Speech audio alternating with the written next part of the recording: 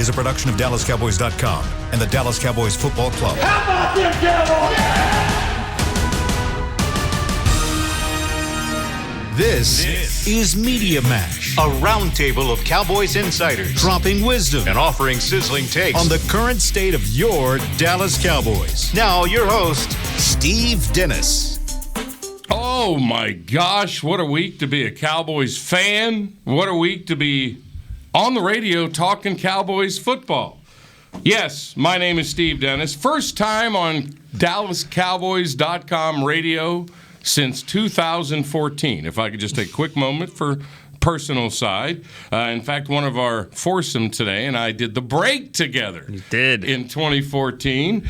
Pretty good season, too, that the official decided to ruin at the end of it. But I want to thank real quick, again, one more second of personal stuff. Chris Beam, I call him Rookie, for making this happen, along with Derek Eagleton, Nick Eatman, and Scott Purcell, and whoever else. All right, as far as me being the host of this show, I don't agree with that. I think we're going to have 4 hosts of this show every Tuesday and Thursday. It's going to be a free-for-all. There is no host. Nick wants to call timeout. Yeah, already. Is this just your way of saying you also want to be an analyst as well? Well, I want to. Yeah. Okay. I just better ideas will come from you three than from me. So. I just because you've got the more opinions than anyone I've ever seen, so you can be a host, but you're also going to throw some heat. And don't kid yourself. Mine have been bottled up for about 8-9 months now. You guys have been talking about all this stuff forever. The name of this show is Media Mash, and what that means is we're going to mash it up on the most important Cowboys topics week to week. That's it. So here comes the foursome. I'm not the official host. We're all 4 hosts. Okay. So introduce yourself. Get in there, John. State your affiliation, and I don't know, maybe your favorite cereal. Oh, I'm going first? Yeah. All right. I'm John Machota. I cover the Cowboys for The Athletic. Favorite cereal? I guess I'll go with Captain Crunch. Yeah, so I'm looking forward to this, though. I appreciate you inviting me on here, and obviously I've known everybody on this panel for a long time, so this should be fun. All right, Nick Eatman. I usually sit over there on the break, but I like switching it up here. I've been doing this for a few years now, and I don't eat cereal. So I don't know. I mean, I don't eat. You've all grossed up past cereal. I just don't. I don't eat it. I don't know. Wow. I mean, now I buy it a lot because my kid will eat Captain Crunch all day and Lucky Charms, except for he gets the little. He doesn't eat the cereal. Just Charms out. Just Sure. Charms out. So Sure. that's it. Pick so them by color. Step on a few when they fall, but I usually don't eat them. But it's okay. Okay. I'm Rob Phillips of DallasCowboys.com and Dallas Cowboys Media. I usually sit there in Nick's seat, but Chris actually made me move because the lights shine on my bald spot so bad that he made me move to the right. So this is where I normally sit now for talking Cowboys. My favorite cereal has to be Lucky Charms. Nick, you don't have to worry about that. And You're good. I got other Yeah. issues. We got other issues. Everybody's got their own problems. No, I appreciate that, Chris. Everyone's got their problems. Hey, I'm the only one wearing a hat, Rob. Why do you think I'm doing that? I mean, I have not left my house without a hat on my head probably in about 8 months. It's the new look. I wouldn't take it off and show you how the lights may affect me.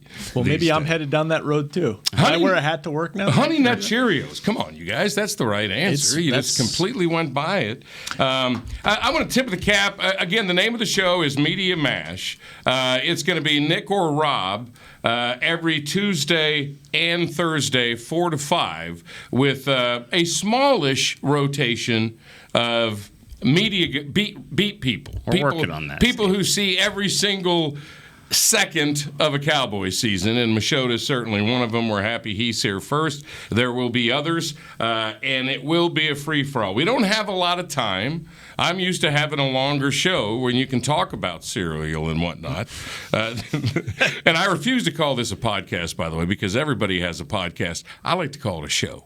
Right. Is that okay? I like that. Is that okay? Yeah. I feel like you guys have been talking about all this stuff, man. I've been listening and reading all of you for the entire preseason. But the way I see it, you Cowboys fans out there all across the world, your team plays in 2 nights.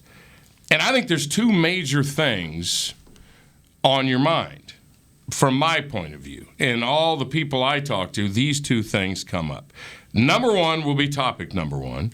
And it's not this notion that the national media has been throwing around for a month and a half. Will Dak Prescott play against Tampa Bay? Is he going to make it for the game?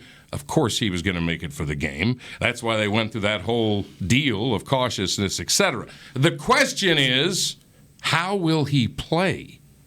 How will Dak play in the opener against the Super Bowl champions on the road? Machota, how will Dak play? I think he's going to be rusty for a few series. I don't think it'll be all game. And, I saw that CBS had a conference call with all their analysts, and Romo was on, and he talked about how he'd like to play in the preseason just to kind of get things down, just because every season, there's some new pieces in there. And so, after reading that, it kind of made me think that I could see there being a little bit of rust. I will say that the thing that is beneficial to Dak is that, and I'm not going to act like I sat here and I watched all 31 other teams' wide receivers groups, but I have watched this team for the last decade, and I don't know that you can find two more quarterback-friendly receivers than CeeDee Lamb and Amari Cooper. Amari Cooper hit the ground running when he got traded to the Cowboys in the middle of the 2019 season. And then you got CeeDee Lamb, who I just feel like he's always playing with a different quarterback, whether when he was at Oklahoma, and then last season he was clicking with Dak, and then Dak gets hurt, and then he plays with three other starting quarterbacks, and he still had a really good rookie year. I think he could have, if Dak stays healthy the whole year, I think CeeDee Lamb could have put up like Justin Jefferson type numbers. I do think he's on that level. He might do that this year. So that definitely helps him. The other thing that helps him is that most of these pieces he's been around for a while. So I don't see this being like, well, it might take a couple games or something like that. I think it'll be a couple series at most. I think that, he might take him a little bit to kind of get in a rhythm. But I don't know. I mean, from what we get to see at practice now, I don't see a guy that is trying to like favor anything, whether it's his arm, whether it's his ankle. Again, maybe some rust early, but I don't think it'll be all game. For me, I think that the key for him is going to be his first 9-yard run. I think he can throw the ball all day long, and I think he will. I agree, but it'll be a little rusty. But when it's 3rd and 6 and he decides to take off and dive, slide, do whatever, and gets up and gives that ball to the official and gets back and dusts himself off and says, all right, I'm back, then I think they can go forward. And I think that's going to be a real big moment for him and for this team. It's that, just can you get there? Can you overcome? Because we all know how the season ended. I think for him, the biggest hurdle is just, and maybe a mental hurdle, just get that first down, show you can be Dak as a runner, and then this team can flourish. Well, real quick on that point, though, what if it comes on, because I was thinking about this the other day, what if it comes on just because this defensive line from Tampa Bay is so talented?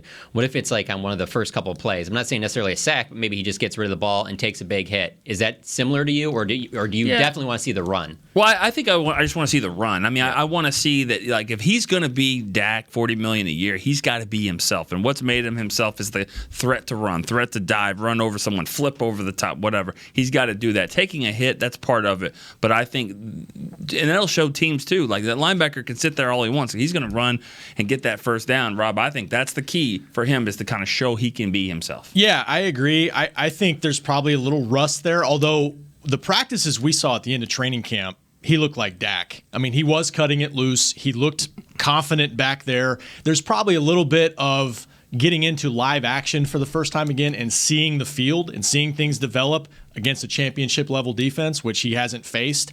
And he hasn't played in a game in almost a year. But to me, I'll take it a different track. Like, I think it's also what's going on in front of him. What's the protection like? Because this is a talented offensive line at full strength, but it's probably not going to be at full strength in this game. We think Lyle Collins is going to start at right tackle. Zach Martin's probably not going to play in this game. They're still kind of holding out hope. I don't know. I just went back and I watched the entire Super Bowl from 2 nights ago. I watched, the domination that the Bucs had, and they got pressure against a banged up Chiefs offensive line with just 4.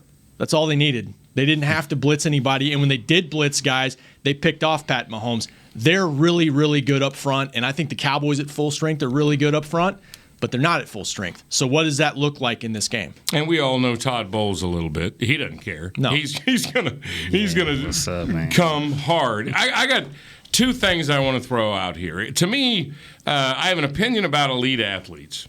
I don't care what the sport is. If you are at the highest level, which Dak is, he's a tremendous elite athlete. He hasn't played in 333 days. You guys have said that many times. I think the expectations are too high for him in this game, because I don't care if it's Tiger, who when you play at that level, that elite level, and you don't do it for a year, it's more than rust to me. Now he may be okay, but he's not going to be Dak at his best. He's just simply not. I think he's gonna need the first 2 games to be at his best and comfortable and doing what he does. It's very reminiscent of Romo to me. And for some reason, I compare everything when it comes to the quarterback position to Romo. But Romo, when he had to be Superman, sometimes didn't handle it. Dak can't feel that way. He can't take the field in Tampa thinking that he has to be Superman. Oh, my gosh, they didn't have me last year. I see what happened. I'm back. This is Brady. This is Tampa. This is the opener. I just think there's too much on him. I think expectations should be low for his level of play. That doesn't mean the Cowboys couldn't win. Yeah. But in my opinion, give Dak a game or two to get to his level. Hasn't he done this his whole life? Yeah. Expectations at Mississippi State are never anything above your ankle. He's gone in there and he took it to another level. He carried that team. He was Superman for them. He's done that his whole life. He did it when Romo went down. You talked about Romo like in the preseason. Well, his last actual play, he was like crunched over. He never did it again. So I don't know how much he loved it at the end of his career. He took over from there, and he was Superman. So I think that you're making good points, Steve. But I think for him, he's done. I mean, he's been Superman for his whole family. He's a hard guy to doubt. Right. I mean, on and off the field, he's dealt with stuff his whole life. So to me, a shoulder strain and an broken ankle, I think that's nothing compared to what he's dealt with. So I don't think he looks at it that way. He maybe he should. I don't think he does. See, now you're getting to his mentality. What do you think, Machota? Do you think Dak, in his mind, feels like he has to do everything Thursday night?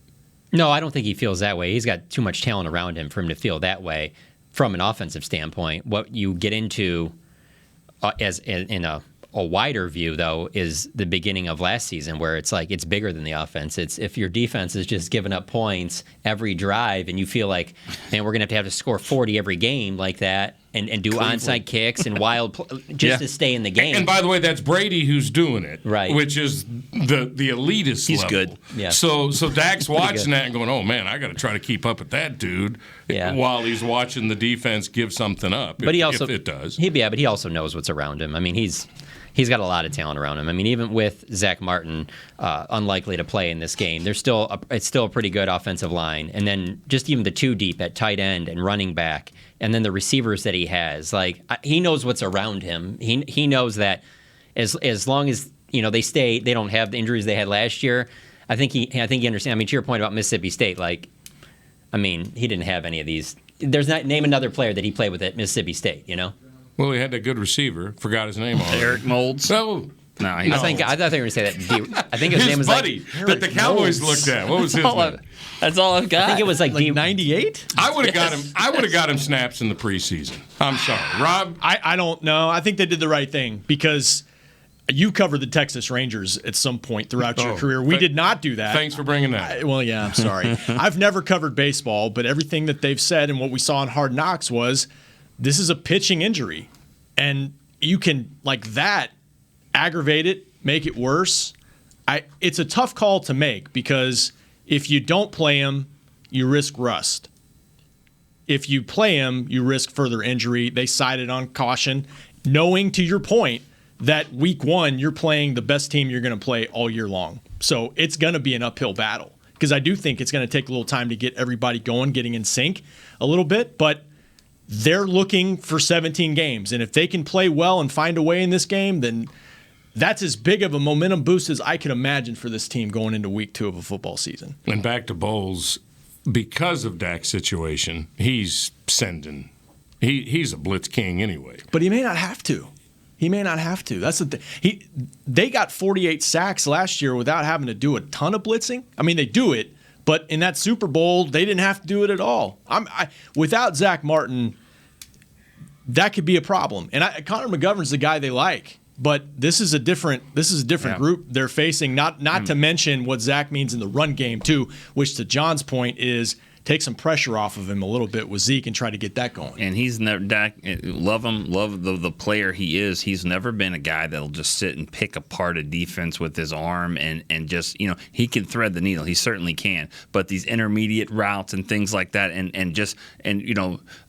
if you try to sit back and he could just go through the zone, that's not been his strong suit. So that's what you're saying. If he doesn't have to blitz and he can sit 6-7 guys back there, that's really dangerous because he's still getting the pressure he wants and he's also playing the coverage back there. Now, but these receivers are going to have to win. That's one thing I look at: receivers versus secondary for Tampa Bay. If you're going to do the old newspaper check mark on each side, I think they get the check mark there. The receivers versus their DBs, they're going to have to win. Agreed. And Dak is like Tony too. He loves the big moments. He relishes the big moments. Always has. Imagine how amped up he's going to be. He hasn't been on the field. Last time he left the field, he was crying in front of all of us. And just how pissed off he was in Hard Knocks when they took him out. Yeah. Or when they were limiting his snaps before the shoulder strain. That's true. Dude, that was a different side of Dak. I hadn't seen that one, like cussing out the backup quarterback because he I didn't went in the ask you game. to I take didn't my ask you to rep. go in. Well, that's a true leader now. Well, if he's been growing to that, he's reached it when he can be that kind of a smart A. Right. He got him out of here. What do you guys think? How do you think the Cowboys did in handling the backup quarterback position this preseason? Real quick, not a deep discussion. We don't have to mash this one to death. But I understand it because they had the best backup quarterback in the league last year. And we know, of course, he lost more than just QB1. But are you guys comfortable with where they sit behind Dak starting the season? Yeah, I'm not. The guys they have are fine, but I just think you have to make a play for somebody. If there isn't going to be somebody that becomes available from another team, then you make some type of a move. Obviously, one that stands out is like the Gardner Minshew move. I'm not saying you're not going to add anybody that's going to just keep it rolling if Dak was to go down for an entire season. We already understand that. But I think at where they're at right now, even if they had to go 3-4 games, I'd be a little nervous about how the offense is going to operate. I mean, if everything's clicking, the offensive line's healthy, all those offensive weapons are clicking, I certainly think Cooper Rush can get the ball out and keep things going, but man, that's a significant drop-off. And, I mean, yeah, of course you'd like to have Andy Dalton back. They were never going to spend that money, but there are ways that you could have got something a little bit better than where they are right now. I agree. I think there are some guys out there that have won some games. I would have gone that route. I didn't like what I saw out of Cooper Rush and Garrett Gilbert. I mean, it was just a heads or tails for me to keep him. I would have kept Rush over Gilbert, but I would have looked at other options. But it's not the end of the. If Dak gets carted off the field or whatever. Yeah, that's terrible. It's the 3-4 games that worry me. I think back to 2008, Romo broke his finger in Arizona, and Brad Johnson had to play, and it was that ended up costing their season. That's what I worry about. It's just the 3-4 games. I literally wrote about that today. That's the measure of a backup quarterback. Man, I'm stuck here because if I say that I read it, I know you didn't. If I read it, then I copied it. Or if I say but if I say I didn't read it, then I'm not supporting Rob's stuff. Maybe he stole it. Wait, I'll get in the middle of this because I know both of you. He didn't read it. Yeah, he didn't know. Now I'm stuck because I'm like, I didn't read his stuff. He's in meetings a lot. He's got a fantasy football draft going on. It's over. Minute. I finished.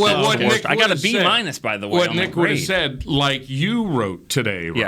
He would have said that if he read it. Rob and I, we've worked together for so long. We think alike, and we remember that game. That was a terrible overtime for the Cowboys. They lost more than the game. And the game in Pittsburgh in that ridiculous cold where Tony throws the pick six at the end of the game. I'm telling you, back from the hand injury. Do a list of the worst losses in franchise history, and on the top 20, 4 of them are in 2008. That's right. Baltimore, the last game at the stadium. Yeah, way to send off Texas Stadium, letting a fat fullback go 85 yards for a touchdown. Horrible. Oversized. But the backup quarterback situation is always interesting for Jerry Jones because he always brings it up. Remember when they had Kyle Orton and paid the big money for him? Yeah. And Tony's the hero in Washington, gets all kinds of hurt, can't play week 17. All they got to do is beat Philly, and they win the division, and Kyle Orton couldn't do it. Yeah. And so what did all that money go for? Jerry goes, we don't need a back. The next year they had, I don't even remember who they had, but he was nobody. Yeah. And they, we can we'll just forfeit the season if we lose Dak, I guess. And even last year, Andy Dalton fell in their lap. It's not like it was this like play, like, hey, we got to go get somebody now. Right. We have to. I mean, it's like, whoa, we can get this guy for $3 million. Wow, this is incrable. Like, he lives close by and he wants to come here for that. That's fine. If he was from California, he's not here. He's from Fort Worth. Right. To Steve's point, though, there isn't a big like investment recently outside of that in backup quarterback.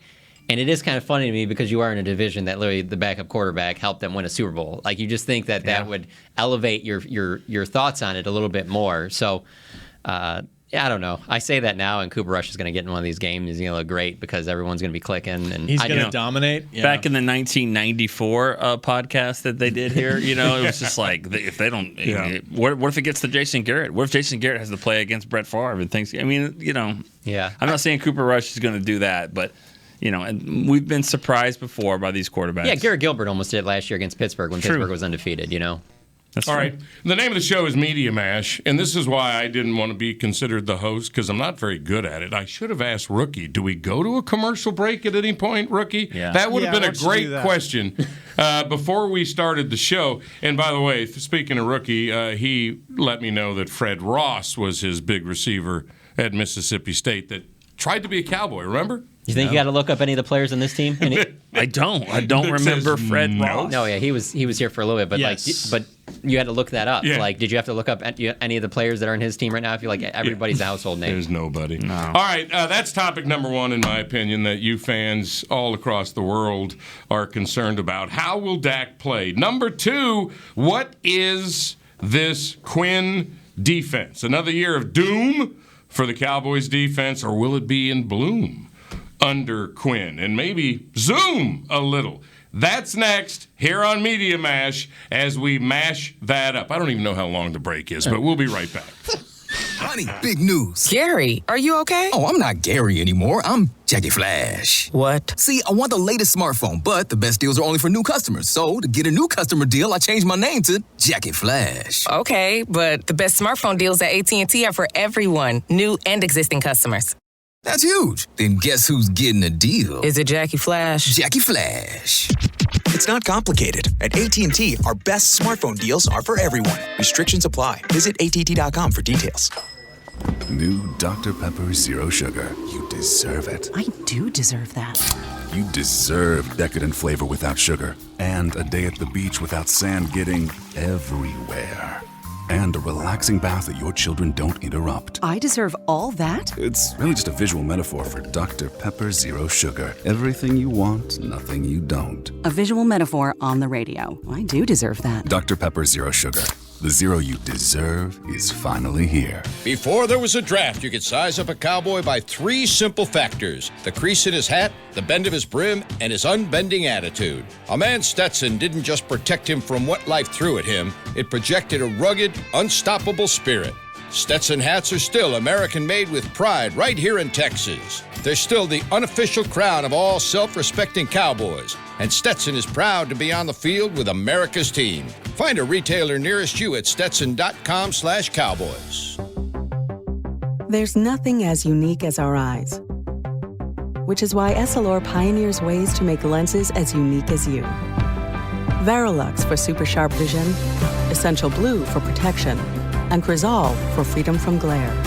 3 cutting-edge solutions in a single unique lens. So whatever your needs, insist on Essilor. Visit your local Essilor experts and find the perfect lens for you. See more, do more, Essilor. Back to Media Mash. Stay in the know on all things Dallas Cowboys. Sign up for email notifications for exclusive offers, Cowboys events, and so much more. Sign up via email at dallascowboys.com/subscribe. Sign up, John. I will. Yeah, Okay. John. Fine, Cool. done. That was Nick Eatman. That was John Machota, Call who him matches. was chastised by Nick. And we got Rob Phillips over here. That's our foursome for Media Mash on this inaugural show. It's a show, you guys. Let's keep that in mind. Right. And we'll be doing it every Tuesday and Thursday from 4 to 5 on all of the Cowboys platforms. So we hope you can join us. All right, topic number 2. It's about the defense, and I want to start the discussion with you guys here with this question. If you're going to make the case that the defense is much better than it was last year. Who are you mainly betting on to make that so? Dan Quinn or Micah Parsons? That's a good question because those are the first two that come to my mind. But I'm going to go with Dan Quinn because, to me, as a diehard Florida State fan, over the last 5 years, they've dropped off in play so much that you're just to the point where you're just like, just look like you're fundamentally sound. Just do like the little things that I don't even care about the talents on the field. Just do the stuff that makes me know, hey, they're well coached and we're headed in the right direction. Hey, you got that the other night. Okay, right. Yeah, and that's feel good about that? I do a lot. But that's what I'm saying with this defense. Like, it's a hell of a game, by the way. Yeah. Show me that there aren't the missed tackles, the missed assignments, the multiple games where we're going into the post-game press conference talking about lack of effort. Like, if you eliminate all of that stuff, and then it just comes down to, maybe you're not as talented as maybe the top 10 defenses or something. I think they land somewhere in the middle, and I think that that's good enough, middle of the pack in the NFL. And that's where they should be, because that is kind of the thing that we got used to under Rod Marinelli. You know, it was never this load up on defensive talent. You know, 14, 16, 18. None of those years were great on talent, but you at least knew, these guys are going to play hard and they're going to be, assignment sound. I feel like you're going to get that. They overachieved. Marinelli's defense has always overachieved, didn't they? Yes. Always? For the most part. For the most part. Yeah. I mean, your brain's going to a specific three-game stretch. Like, when were they just overloaded with, like, talent on the defensive line with Rob? No, you're right. And that was kind of by design, which is it kind of got old after a while. I mean, because he was, like, trying. I felt like, and I like him a lot, but I felt like he kind of tried to be the hero all the time and just get these Nick Haydens of the world and George Selvies, and then look what we did with them. When it's like, well, why don't we draft somebody big? He didn't even want that. Sometimes there was guys where he didn't even want in the first round, and he said, no, take an offensive player. Yeah, he was proud when they signed a good free agent deal with somebody else. Oh, look what we did. We developed that guy. Right. This isn't college. What do you think? Quinn or Parsons? Quinn. I'm still debating. I'm Quinn. I mean, Parsons he's gonna have an immediate impact. And when I watch Devin White, I kind of see a little of what they want Micah Parsons to do and what they think he can do. Just the speed, pass rush ability, all that stuff. But Dan Quinn, when you listen him talk to us, it's not quite Bill Parcells. All those press conferences we listened to back in the day where you felt like it was like a seminar on football. It's not quite that. But you do feel like you're learning something, and you have a clear understanding of what he expects, certain roles for guys, more so than last year with Mike Nolan. And I'm not ripping on Mike Nolan, but I think guys weren't comfortable with the scheme. They weren't comfortable with their assignments. There wasn't enough time to put it all together. It was virtual. It was all that crap. It was just a bad situation. They've tried to upgrade the talent. I think they have in some spots. But I think Quinn's communication, everything you hear about him as a teacher and stuff, it comes through when we talk to him. I think I can see why players have faith in him. Now, you still have to have the players to do it. Yeah, and I mean, I'm not a huge fan of the movie Big Lebowski. I've seen it a few times, but I mean, there's the dude, right? I thought you hated that movie. I don't hate it. Go ahead. I don't love it. It's not one of my favorites, but there's a lot of people do love it, so it's easy to hate. Right. No, and I've seen it a few times, but what I'm talking about is there's the dude. And I'm going to go with Parsons to your answer because I do think Dan Quinn's going to help, get all these guys in the right place. Like you said, I think he's going to make them better. But at some point, you got to have the guy. And I think Micah Parsons can be him. If it's not, Randy Gregory has a chance too. Everything's out in front of him now. He could have a really big year, but Quinn's got to figure out how to get him going, how to get him and D-Law, how to figure out what to do with Jalen Smith, where do you want to play him and all that. But I think Micah Parsons is your best guy to just say he is going to be catalytic and take it over. And so I'm going to go with Micah. Wouldn't that be something if Randy Gregory became the dude? That'd be the best story in the NFL, wouldn't it? He's got the ability to do it. Don't lose your thought on my thought. Go ahead. I was going to say, when we talk about Micah Parsons, I just hope everything that we've seen throughout training camp and all these practices out here at the Star is what we see on Sundays. And when I say that, it goes back to Dan Quinn, like, please, move Micah all around. Because not every coach is going to do that. Right. Line him up like we've seen up to this point, where you see him sometimes rushing off the edge. You see him over the nose. You see him playing outside line. You see him dropping into coverage. Like, allow him to do all that stuff. Okay, that sounds great, and I agree with you. The problem is, I say this all the time about a corner that travels. Well, this corner should travel with this receiver. Well, what does that also mean? It also means the other corner has to travel. So when Micah Parsons is lining up all these places, which I think he can do, that means the other guys, linebackers included, have to know where they're going because that means they're lining up in different spots too. So that it's not just an easy thing to say Micah can line up everywhere. The rest of the guys also have to be adaptable. Well, I also think that's why Dan Quinn went out and got Keanu Neal. Because I think that's a key piece in there because he trusts him and Keanu Neal knows his system and just we have very limited interactions with these guys, but like that from day one, that's what I noticed about Keanu Neal. I'm like, oh, this makes sense why he would bring him in here, play linebacker. He was obviously a safety before. Like I think he fits into there, and then Leighton Vander Esch, I think it won't have any issues with that as well, as long as he can obviously stay healthy. Yeah. This is the reason why. I don't know if you guys feel this way, but for the first time in a very long time. I can't compare a season to it where you just have really no idea what they're going to be. And the coach on Thursday, I went to a news conference on Thursday, and he said our roster is 43% different, which gives you an idea where we think we're headed. And I'm going, all right, that means you had to really change it from last year, but you have no idea how it means you're headed anywhere good until you get out and see. And if you think about it, and this is what makes me lean into the darkness a little bit, is only 3 players really popped through the preseason. Now, you guys can argue with me because you probably have more than that. You saw every play. I mean, Keanu, Micah, and Jabril Cox. Those 3 players popped, didn't they? I think Vander Esch had a really good camp that's not always indicated by like splash plays. Like Micah had more splash plays. But I think Leighton was a lot of times in the right spot, like doing what he needs to be doing, which was a problem last year on defense a lot of the time.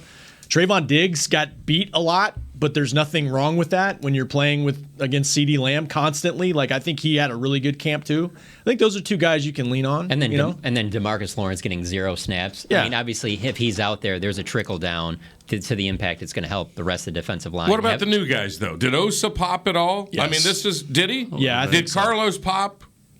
Did you see something from him that let you? Who? Kelvin Joseph.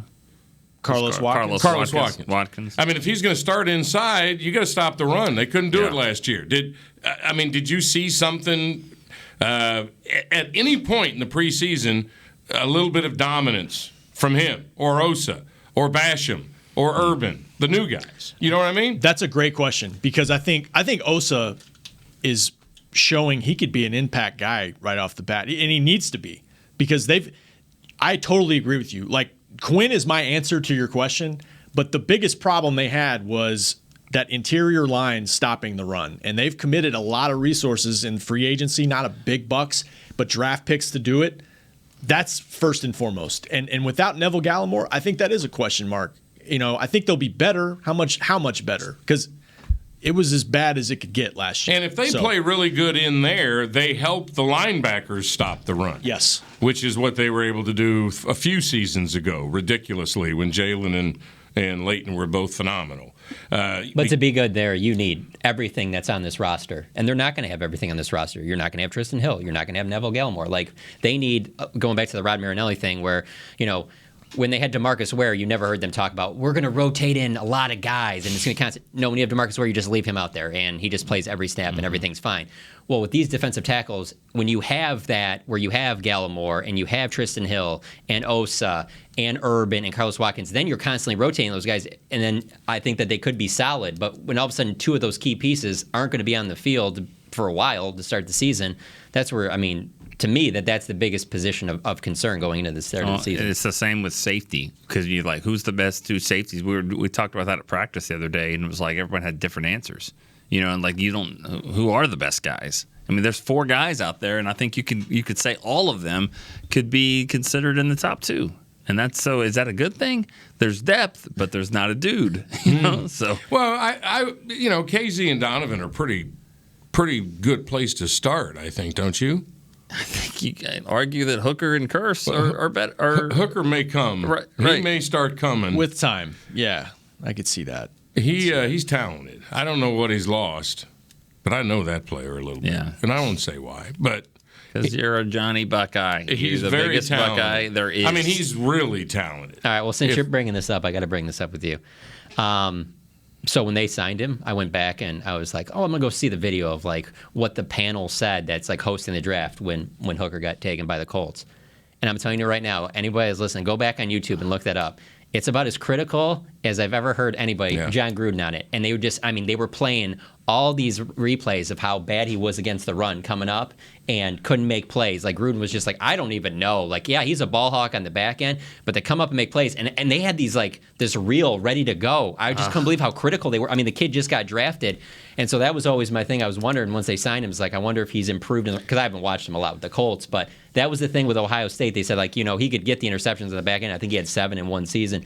But they were a little nervous about him coming up in the run and being that type of safety. Love making those hits. interceptions. Right, absolutely. The secondary is really good that he played on. I mean, Lattimore was on it, and Eli Apple when he was a good player. And there were a lot of, I hear you. I mean, Hooker, what he did was he found the ball.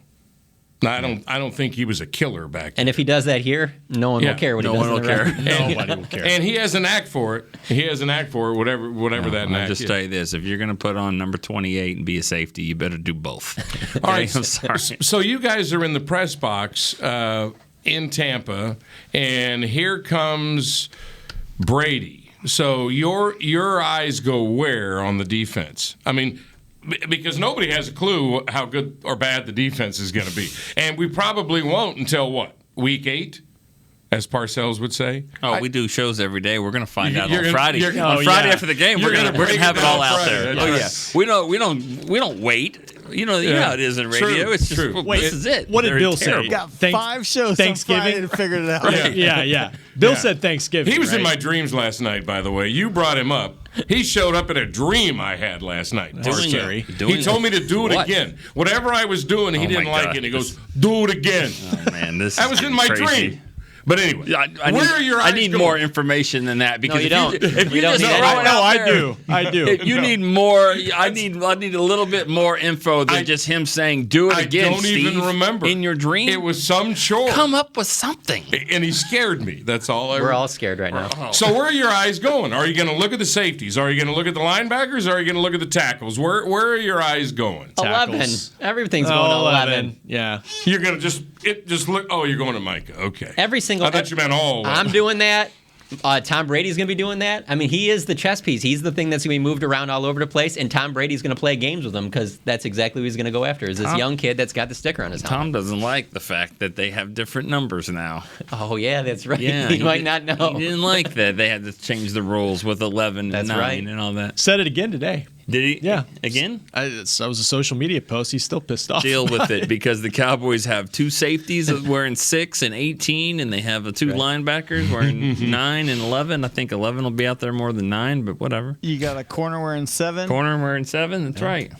I like your dude reference because I think the best success coming out of the Tampa game would be if Micah is just a dude. Oh, for sure. And you go, and he just, like DeMarcus Ware did in that preseason game in Seattle, just jumped. Because and you just went, whoa! If he does that, I don't care what the score in the game is. Because if he doesn't, and La'el Collins has problems, or somebody gets hurt on that offensive line, and all of a sudden Rashawn Slater's doing great over there with the Chargers, it's going to be like, he was just okay. You're not going to change my opinion on that. I'm just saying. Watch the defense last year. I don't know how you could not argue.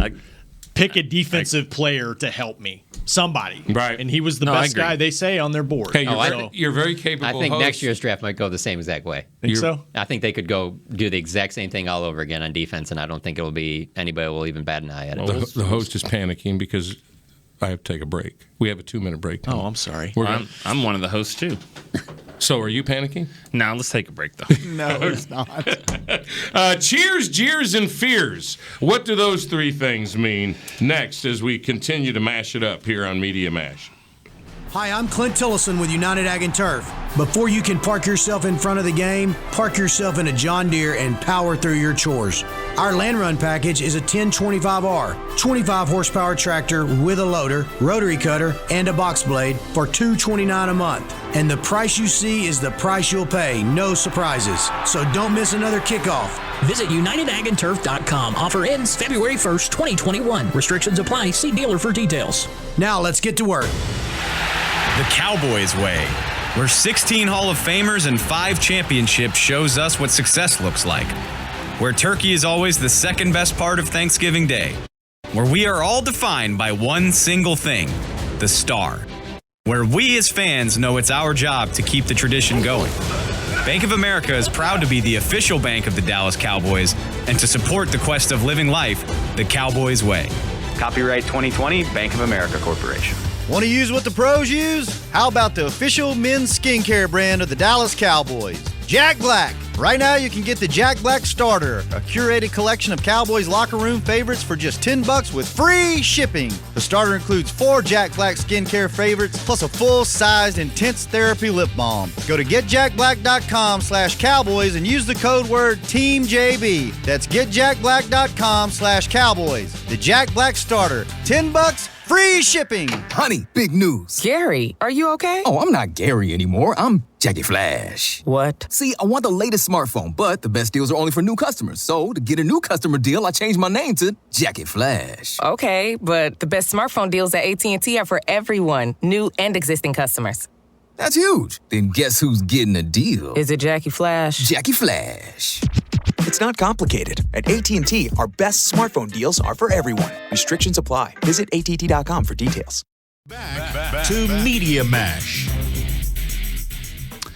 Join us for a free watch party at the Miller Lighthouse at AT&T Stadium Thursday, September 9th as your Cowboys kick off the season in Tampa. Enjoy yard games, beer gardens, performances by the cheerleaders and Cowboys rhythm and blue dancers, and more. Doors open at 5:30, kickoff 7:20. For more information, AT&T.com.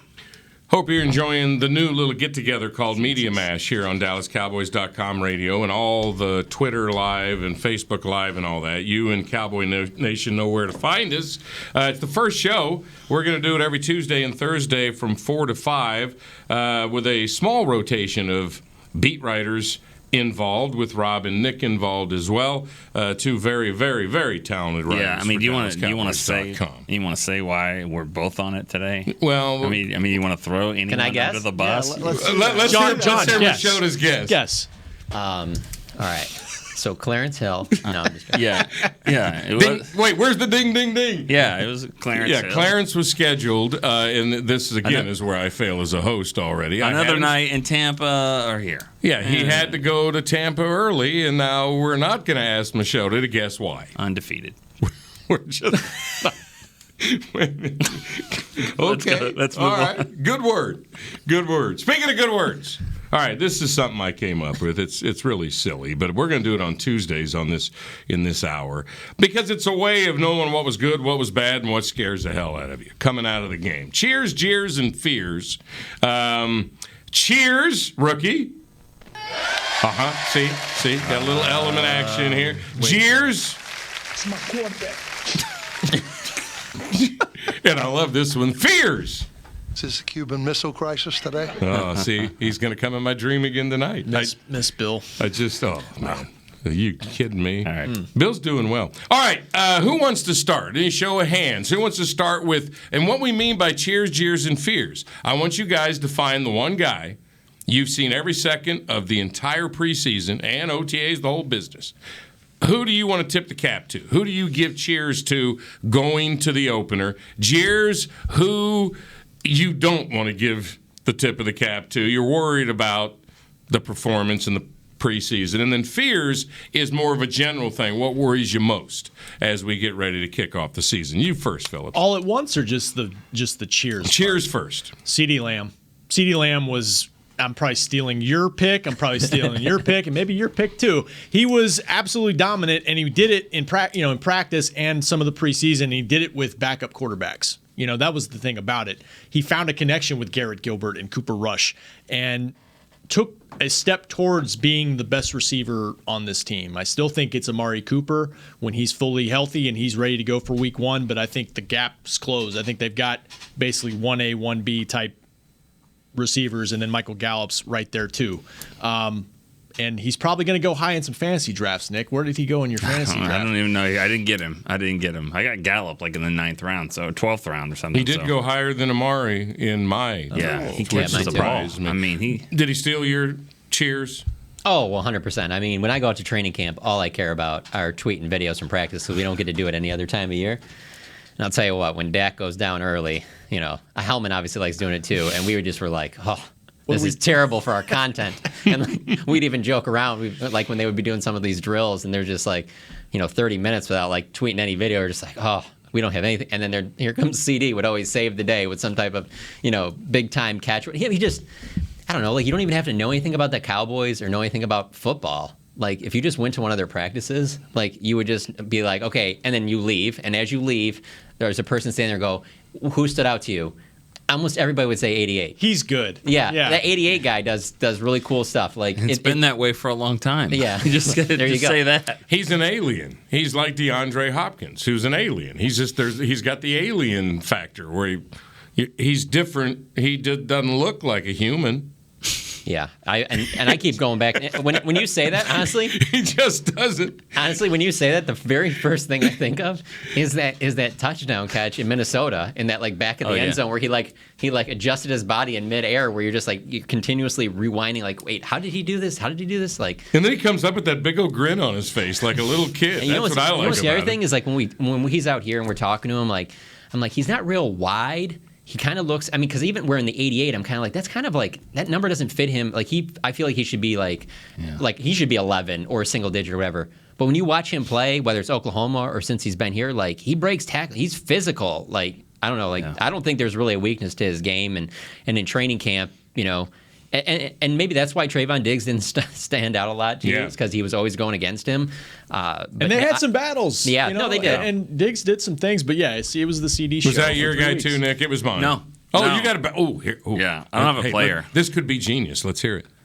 I don't know if it's genius, but I'm going to go with Britt Brown, Jim Maurer, Greg Gaither, and that training staff. And I'll tell you why, because Dak Prescott is ready to go. And when he was getting carted off the field and getting the surgery, getting second surgery, there were some question marks about that. And maybe not that he would play this game, but that he would be ready to go. They got them ready. He got La'el Collins ready. He's got Tyron Smith feeling the best that they could feel. So they're giving the Cowboys the best chance right now to go succeed. And everyone said it. They got to get the tackles back. They got to get Dak back, of course, not in that order. And I applaud them for doing it. They did their job. I mean, there's no doubt about it. But it was, I think they did a marvelous job of getting them to this point. Those three have been doing a marvelous job for a really long time. Yeah, they have. How do you think their success rate depends on how good the patient is? And when I say that, because when you mentioned about the Dak thing, like I feel like Dak is the type of guy that's literally going to do whatever Britt says and more. And more, obviously more. I mean, they can try to do more, but that's what the genius is of those guys. Because everybody's like, no, I'm coming in, I'm going to do more. And you're like, no, that's not how it works. And by the way, real quick, both of you and everybody involved, the Deep Blue presentation of Drew and Woodson, phenomenal.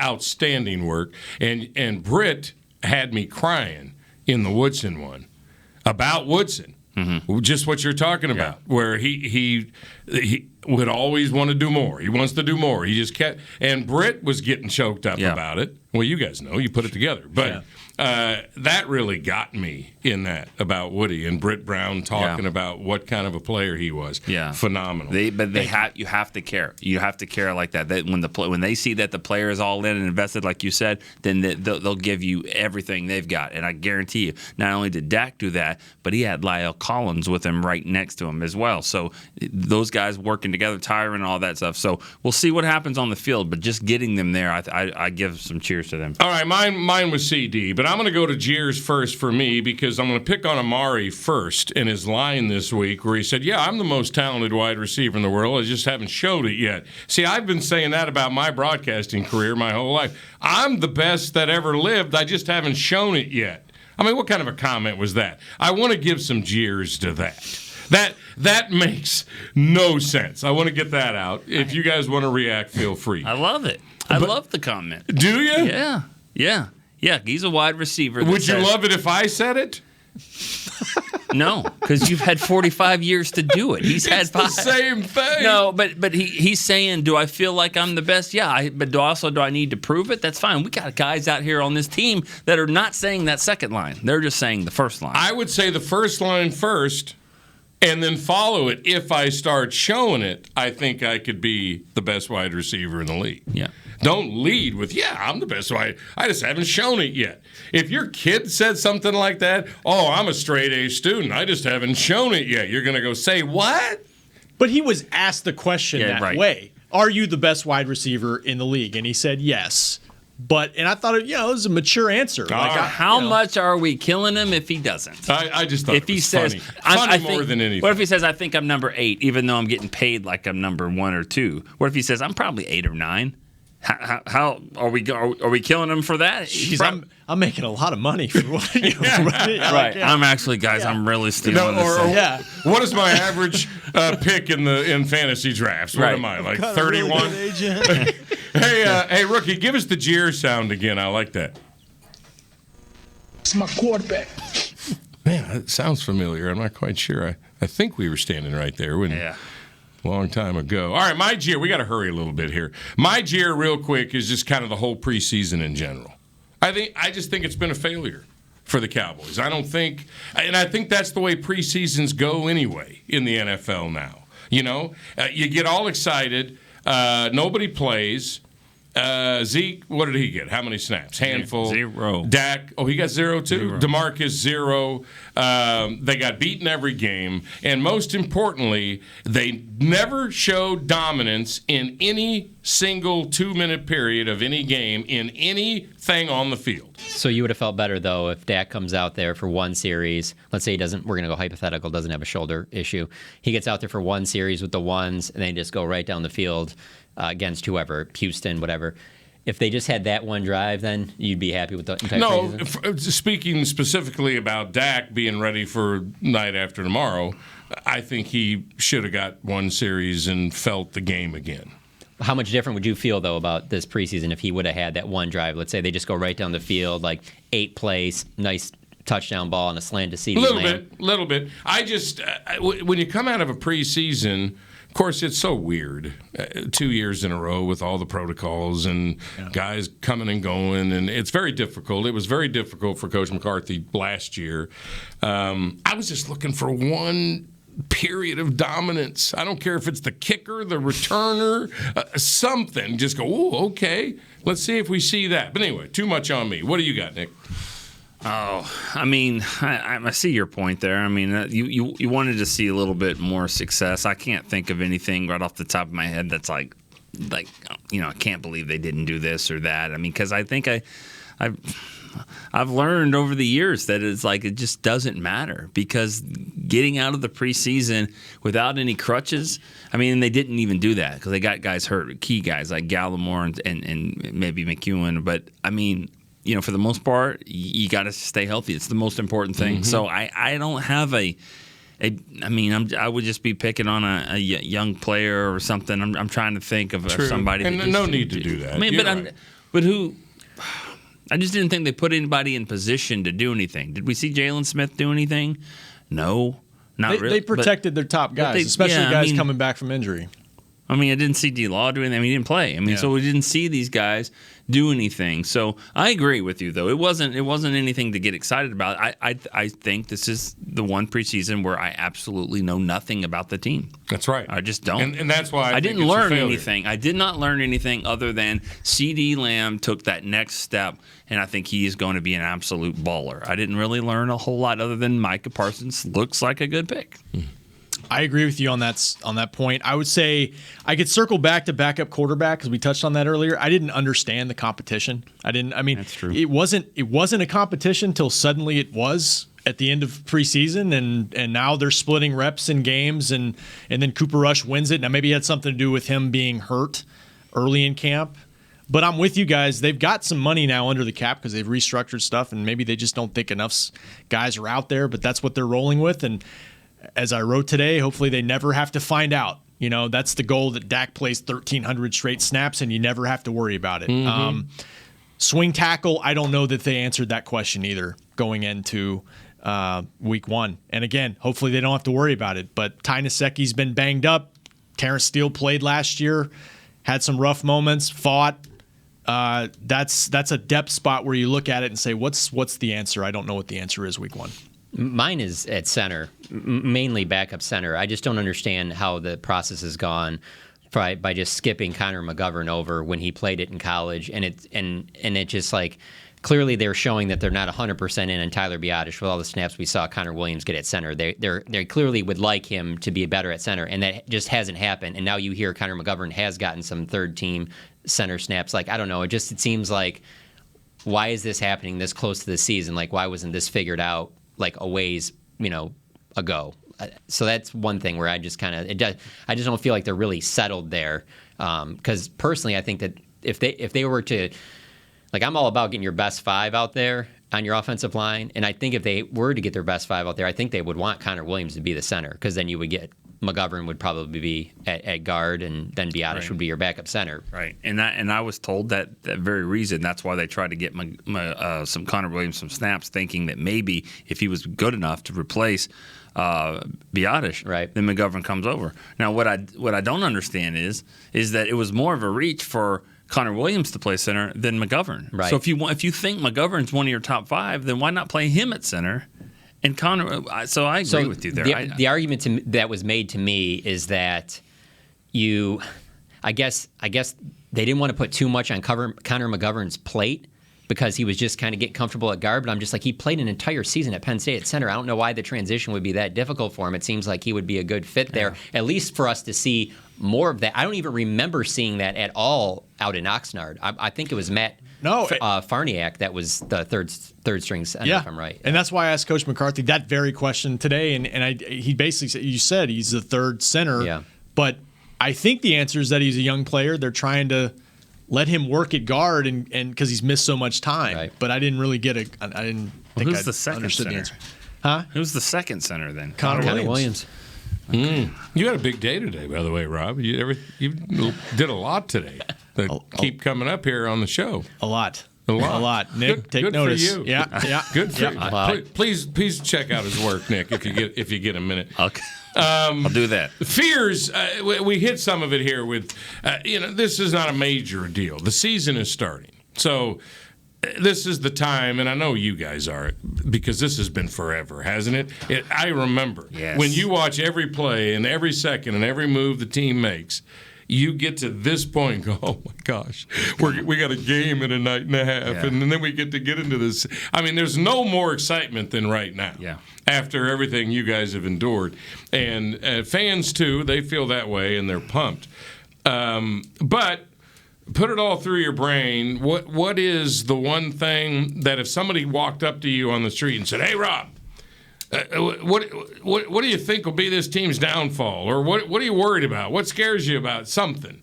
What's the one thing that maybe you got a little fear about? Start with Rob. Health, just like last year. Can they keep everybody together? Because on paper, it looks like a very competitive team that should win this division, should be in the mix for a deep playoff run potentially. And there's all this hope, like the first day of training camp, and then somebody gets hurt, and you're like, oh yeah, this is the reality of this game. And so you just don't know. If I'm looking at something specifically going into week 1, I go back to our first segment, and that's the O-line, just right this minute. If Zach doesn't play, and he'll be back soon from COVID, but Lyle Collins has been dealing with a stinger for a couple weeks now. Hopefully that doesn't linger. I mean, you want your guys in front of Dak to be healthy. That's the thing I look at. Clarification on that real quick, because fans are listening. He had to be vaccinated, correct, to have a chance to play Thursday? Zach, we're talking about? Yeah, so I don't know. Don't hold me to this, but when he first announced that he tested positive, I thought back to watching some Hard Knocks, and I was told, I don't know if you guys know this or not, but to have your children on the field after practice, you had to be vaccinated. And obviously Zach Martin's kids were out there. So immediately when he said that, I was like, oh, he's vaccinated because he was you saw it in Hard Knocks. And I was told that he was vaccinated. So which means he does have time to get back-to-back negative results in the next 48 hours, right? But it doesn't really matter if he still has symptoms, though. If he's not healthy, and also here's the other part about all of this. I understand that Jerry doesn't want to ever close the door on anything. He likes keeping hope alive. But do you really want to throw a guy out there? This isn't coming back from Jim, wrap up his ankle a second time here. This is COVID. Do you really want him coming right off of this? Forcing him to take these 2 tests and then he doesn't practice all week and then just throwing him out there against his defensive line? If he only had a runny nose, maybe. Yeah, but if he had worse symptoms, then no. I'm with you. All right, your turn, Nick. What's the big fear? You already stole mine. The biggest fear is that they just can't stop the run. I mean, they just getting bullied off the line, and these young guys that they have, and they're trying to piece it together. And Dak just brought them back to within 4, and they got to make a stop to get the ball back, and they just can't. They can't do it. They can't get off the field. They can't stop the run. That's the fear of mine. That's what we saw last year, and just the guys that they've added in there, I just don't see it. One of them's banged up right now, and Neville Gallimore. So that's a fear for me. It's always in every level of football, stop the run. And so that's where it starts for me. I'm with you. That's where I am. They've got 5 of the 8 top D linemen are new. So many new guys in the secondary, as we talked about. 43% of the roster. That shows you where we're headed. Well, 8 draft picks on that side. That's where the fear is. We have no idea. Let's watch them play. Let's see what they do. But right now, I'm thinking, what if they're no good?